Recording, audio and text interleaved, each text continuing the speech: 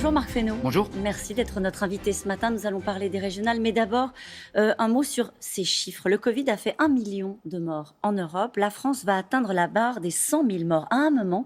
Est-ce qu'il va falloir s'arrêter d'égrener des chiffres et rendre hommage à ces victimes ? Sans doute, à un moment viendra le temps de l'hommage, mais... Le temps n'est pas venu.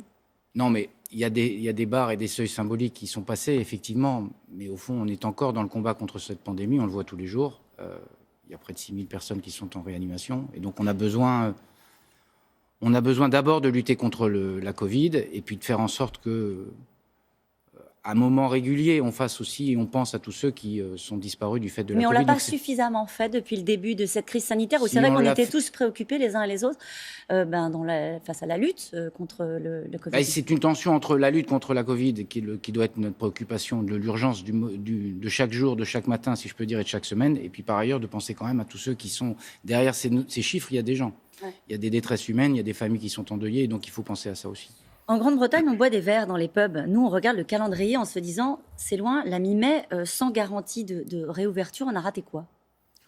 Je ne crois pas qu'on ait raté les choses. Le rythme de déconfinement anglais, d'ailleurs, les amène jusqu'au 21 juin, autant que je me souvienne, donc c'est une affaire progressive. Vous voyez bien d'ailleurs que sur cette épidémie, les phases épidémiques ou les pics épidémiques ne sont pas dans la même temporalité. Les Anglais ont eu un pic épidémique, je rappelle qu'ils ont confiné pendant Noël, ce qui n'a pas été notre cas. C'est-à-dire que quand nous n'étions pas confinés, eux l'étaient très puissamment au mois de décembre, parce que le variant anglais est apparu ici. C'est d'ailleurs pour ça, là-bas, c'est pour ça d'ailleurs qu'il s'appelle ainsi. Et donc on voit bien que les phases épidémiques ne sont pas les mêmes. Les Allemands avaient confiné, puis déconfiné. On n'a rien raté. Non, mais je n'ai pas dit qu'on n'avait rien raté. Je ne dis pas, vous ne m'entendrez jamais dire que les choses sont parfaites, mais de constater que la temporalité du virus n'est pas la même si ça peut apparaître étonnant, d'un pays à l'autre. Est-ce que c'est la temporalité du virus ou est-ce que ce sont les choix politiques qui ont été faits ? Non, il y a aussi la temporalité du virus. Après, les Anglais ont fait des choix qui étaient d'abord celui, à un moment, de l'immunité collective. Il y a 130 000 morts chez les Anglais. Aucun État et aucun gouvernement ne peut être taxé d'avoir été parfait. Mais je crois que chacun essaie de faire face en fonction de la temporalité du virus. Est-ce que vous êtes sur la ligne, Marc Fesneau, du patron du MEDEF, qui dit rouvrir coûte que coûte mi-mai, même s'il y a des restrictions sanitaires ? Oui, alors le coûte que coûte... avec des restrictions sanitaires, ce n'est pas le coût que coûte, au fond. Il faut essayer de rouvrir, il faut essayer de maintenir l'activité, il faut essayer de faire en sorte que nous retrouvions progressivement des liens sociaux, mais le coût que coûte, ce n'est pas au prix de la santé des Français. Donc il faut essayer, ce qu'on essaie de faire depuis le début, de tenir un équilibre entre les contingences sanitaires et puis le reste des contingences qui sont la liberté que nous avons tous envie de retrouver, d'aller à des activités de travail ou à des activités plus récréatives. C'est vrai qu'on a eu des communications de la part du porte-parole du gouvernement ces derniers temps en disant « Allez, il faut tenir encore 4 à 6 semaines. On a cette échéance de la mi-mai. » On vient de voir dans le journal de 7h30, on parle de nouveau du variant brésilien. On a des Brésiliens, on a des projections d'épidémiologistes qui nous disent « Ça va durer après l'été, à l'automne. » Est-ce que vous, alors à la place qui est la vôtre de ministre, mais aussi en tant que citoyen, quand vous projetez, ça vous désespère, ça vous inquiète ? Quel est votre état d'esprit quand vous regardez devant ? Là, c'est plutôt le citoyen, même si je suis ministre par ailleurs.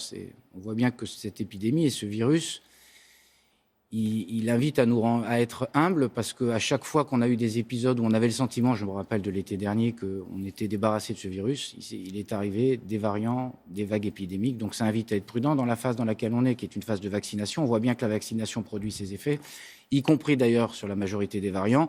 Mais ça invite à la prudence, et je pense que dans les opinions publiques françaises comme du monde entier, le sentiment que c'est un jour sans fin, au fond, est quelque chose qui est assez désespérant. Mais on s'en sortira. Simplement, le temps paraît vraiment très long. Alors, les maires, on parle des régionales. Les maires se sont donc prononcés pour un maintien du calendrier des régionales au mois de juin à 56%. Les maires ont décidé ? Non, les maires n'ont pas décidé, parce que certains nous ont fait le grief de consulter les maires. C'est quand même étonnant, parce qu'il nous est arrivé qu'on nous fasse grief de ne pas consulter les maires. C'est pas illogique. Les parlements consultent les maires, les associations... Ça s'est fait un peu dans l'urgence. Non, mais c'est vrai que ça s'est fait dans un délai assez court, mais peut-être aussi parce qu'il y avait besoin d'écouter les maires, parce qu'on avait eu la parole des associations d'élus, mais manifestement, 56% des maires étaient pour le maintien. D'ailleurs, la question qui était posée, c'était pas maintien ou pas maintien, c'est est-ce que les conditions de protocole qui vous sont proposées sont jouables pour vous ? Et puis 40% ont dit non.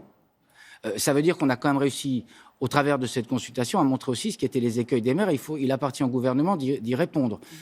Et donc c'était important d'écouter les maires, parce que je pense qu'on aurait fait défaut la démarche qui a été la nôtre, consulter les partis politiques, consulter les associations d'élus, que de laisser ceux qui sont en première ligne pour l'organisation du scrutin. Ça, on ne l'avait pas fait la dernière fois pour les Oui, municipales. et d'ailleurs, je rappelle que la dernière fois au municipal, on nous avait expliqué qu'il fallait voter, voter, voter. Et le lundi matin, suite du premier tour, on nous avait demandé pourquoi on avait maintenu le jour du vote. Donc, que chacun prenne ses responsabilités. Donc, là, c'est une façon de mouiller tout le monde. Non, c'est pas la question de mouiller tout le monde. Mais il faut que chacun exprime ce qu'il a exprimé. Et nous prenons notre responsabilité. Mais ceux qui avaient exprimé au moment des municipales, y compris parfois des associations d'élus, il faut y aller, il faut voter, et qui après la semaine suivante viennent vous faire le grief de ne pas aller voter, eh bien comme ça tout le monde est au clair et le gouvernement prendra ses responsabilités, parce que la question de la tenue des élections, c'est une question de responsabilité du gouvernement. Je rappelle que le texte de loi prévoit que le vote qui a été voté par le Parlement sur proposition du gouvernement prévoit un vote les 13 et 20 juin, que le Premier ministre il y a 15 jours, à l'Assemblée nationale, dit que le principe de base pour le gouvernement, c'était le maintien des élections.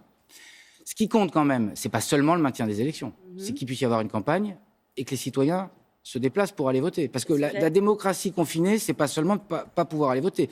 La démocratie confinée, c'est quand les citoyens ne s'intéressent pas au scrutin et qu'on peut pas faire campagne. Et donc, j'imagine que tous ceux qui sont pour le scrutin au mois de juin, ils feront aussi œuvre de pédagogie pour que tous les Français aient envie de se saisir de ces questions importantes. Vous êtes aujourd'hui numéro 2 du MoDem. François Bayrou s'était prononcé pour le report de ces élections.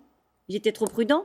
Non, il n'était pas trop prudent. Il avait exprimé ce qui était la voix d'un parti politique et la voix de François Bayrou, qui était de dire attention, les conditions, non pas pour le politique, mais les conditions de la tenue du scrutin appellent une exigence et une vigilance particulière, et il a raison de le faire.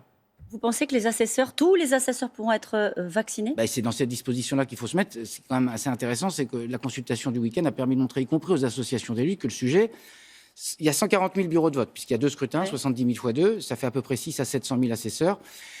Il y a la question de la vaccination, mais avant la vaccination, il y a la question de les identifier. Moi, j'ai été maire et donc président de bureau de vote pendant plusieurs années et conseiller municipal. Vous trouvez pas, c'est rare qu'on trouve les assesseurs 6 à 8 semaines avant. Donc, il y a un travail à faire avec les élus. Le Premier ministre essaiera de détailler un certain nombre de choses, j'imagine, cet après-midi, pour faire en sorte qu'on s'organise en amont pour déterminer ceux qui vont tenir les bureaux de vote. Vous êtes candidat pour la majorité dans le Centre Val-de-Loire ? Je n'ai pas encore déclaré ma candidature. Je le ferai dans les jours qui viennent. Pourquoi vous prenez le temps ? Il faut y aller maintenant. Non, mais vous aurez remarqué que vous m'interrogez sur les dates du scrutin, que par ailleurs, je trouvais que le moment, et il me semble que le moment est plutôt à la lutte contre la pandémie, mais j'irai dire aux habitants de la région Centre ce que j'ai à leur dire prochainement. Comment elle se passe ? J'imagine que vous avez quand même commencé à prendre la température, à faire campagne. Comment est-ce qu'on intéresse les Français à ce scrutin ? Est-ce que vous craignez une forte abstention et comment se passe cette campagne ? La difficulté pour les régionales en particulier, c'est que c'est souvent une collectivité qui est assez éloignée des citoyens. Et les élus régionaux sont structurellement assez éloignés, différemment d'ailleurs des élus départementaux qui sont plus en proximité. Donc, identifier les compétences de la région. Ouais. Et puis, parce que on sait que c'est un peu les transports, on sait que c'est un peu la formation, on sait que c'est un peu le développement économique, on sait tout ça. Mais en fait, on ne le sait pas vraiment parce qu'on ne le perçoit pas toujours. Et deuxième élément, je pense qu'on a besoin, dans les conditions sanitaires qui sont les nôtres, d'essayer à toute force et par tout moyen, je pense que pour tous les candidats, c'est la même équation, de rentrer en contact avec les citoyens pour leur dire quel est le projet que chacun porte dans la région. Avec le Covid, c'est pas facile. Oui, et c'est pour ça que c'est bien d'en parler, y compris au Parlement, parce qu'il ne suffit pas de dire on vote. Il faut intéresser les citoyens à la question du vote et à l'enjeu de ce scrutin, parce que les régions, c'est très important, et les départements, c'est très important. Vous croyez au poids de la gestion de la crise du Covid sur ce scrutin ?